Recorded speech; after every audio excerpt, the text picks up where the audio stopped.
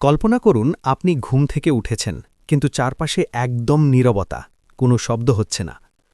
আপনার প্রিয় পাখি জানালায় বসে আছে, ঠোঁট নাড়ছে, কিন্তু কোনো কিচিরমিচির নেই। পুরো পৃথিবী হয়ে গেছে একটি মিউট ভিডিওর মতো। আসলে শব্দ হলো এক ধরনের এনার্জি, যা বাতাসের কম্পন হিসেবে আমাদের কানে পৌঁছায়। যদি হঠাৎ করে বাতাসের অণুগুলো নিশ্চল হয়ে যায়, তাহলেই এই গ্লোবাল মিউট ঘটতে পারে।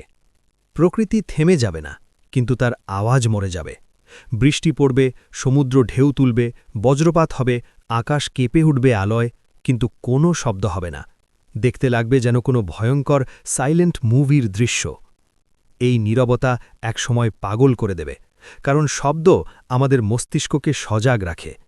যখন আপনি শুধু নিজের হৃদস্পন্দন আর নিঃশ্বাসের শব্দ শুনবেন, অথচ চারপাশের ৮ বিলিয়ন মানুষ নিশ্চুপ, তখন আপনার মন ইলিউশন দেখতে শুরু করবে। আচ্ছা, কখনো ভেবেছেন কেন গভীর রাতে একটু শব্দ হলেও আমাদের ঘুম ভেঙে যায়? যদি ঘুম ও শব্দের অদ্ভুত সম্পর্কে জানতে চান, তাহলে চ্যানেলটা সাবস্ক্রাইব করে কমেন্টে লিখুন সাইলেন্স।